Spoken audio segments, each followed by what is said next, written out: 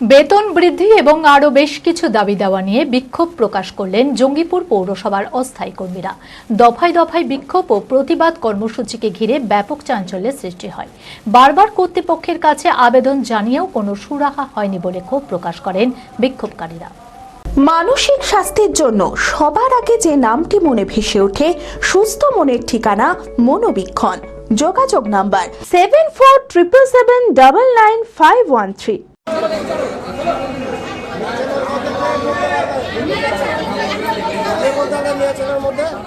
বেতন বৃদ্ধির দাবিতে জঙ্গিপুর পৌরসভায় বিক্ষোভে সামিল হলেন অস্থায়ী কর্মীরা। এদিন দফায় দফায় বিক্ষোভ ও প্রতিবাদ কর্মসূচিকে ঘিরে ব্যাপক চাঞ্চল্যের সৃষ্টি হয়। বিক্ষোভকারীদের অভিযোগ, দীর্ঘদিন ধরে অত্যন্ত কম বেতনে কাজ করেও তাদের ন্যায্য প্রাপ্য মেলেনি। বারবার কর্তৃপক্ষের কাছে আবেদন জানিয়েও কোনো সুরাহা হয়নি। বেতনের জন্য 80 টাকায় কাজ করা হয়, তার মধ্যে বেতন আমাদের কেটে নেয়। কেউ পুরো মাসে বেতন পায় না, কেউ 3000 টাকা দিয়ে কাজ করায়, কেউ 5000 টাকা দিয়ে কাজ করে। ওইগুলোর দাবির জন্য বলতে এসেছি। তারপরে আমরা বলেছে তোমাদের দাম নাই। মৌখিক তোমরা আমাদেরকে নিয়ে পৌরসভা আমাদেরকে বলছে কোনো দাম নাই। দীপবন্ধু মণ্ডল আর আমাদের ছেলেপেলে রাইট টাইমে কাজে যায়, ওদেরকে 2 মিনিট দেরি হয় তাদেরকে তাড়িয়ে দেয়। আজকে আমাদেরকে বললো যে কদিন আমাকে টাইম দাও, বুধবার অবধি আমি দেখছি যে ব্যাপারটা ভেবে বলছি।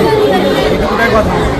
আজকে সব সাফাই কর্মীরা এসছে, চেয়ারম্যান স্যার সাক্ষাৎ করেন এবং চেয়ারম্যানকে তাদের কথাগুলো তুলে ধরেন। বেতন বাড়ানোর ব্যাপার, কোয়ার্টার নেই, তাদের থাকার জন্য কোয়ার্টার ব্যবস্থা করার জন্য এবং এক একজনের উপরে কাজের চাপ অতিরিক্ত হওয়াতে সেই কাজগুলো যাতে তাদের লিমিটের মধ্যে রাখা হয়, সেই সব চিন্তাভাবনা, এইসব কথাবার্তাগুলো এবং এই সাফাই কর্মীদের সাথে যাতে ভালো আচরণ করা হয়, এইসব কথাগুলো তুলে ধরেন।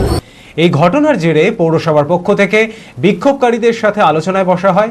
বিষয়টি গুরুত্বের সাথে বিবেচনার আশ্বাস দেন জঙ্গিপুর পৌরসভার পৌরপিতা।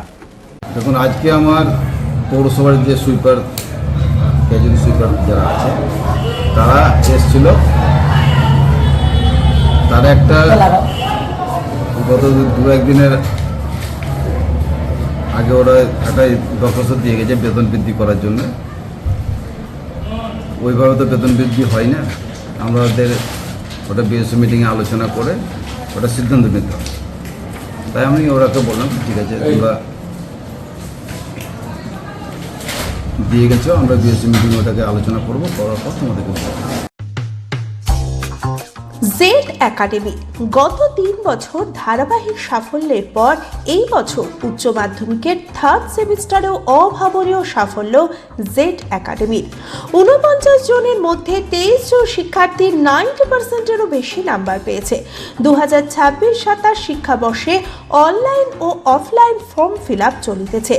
আমাদের সুবিধা, ডিজিটাল ক্লাসরুম, 24 আওয়ার্স সিসিটিভি, ছেলে ও মেয়েদের পৃথক ক্লাসরুম ও হোস্টেল, নিয়মিত DDP, problem solving and doubt clearing class, কলকাতার অভিজ্ঞ শিক্ষক মণ্ডলীর স্বাস্থ্যসম্মত রুচিশীল খাবার, নিট বেসিস পড়াশোনা, কালচারাল অ্যাক্টিভিটি, গেস্ট টিচার দ্বারা মোটিভেশন ক্লাস, সবুজে ঘেরা পরিবেশে 24 ঘন্টা বিশুদ্ধ জল ও বিদ্যুৎ পরিষেবা।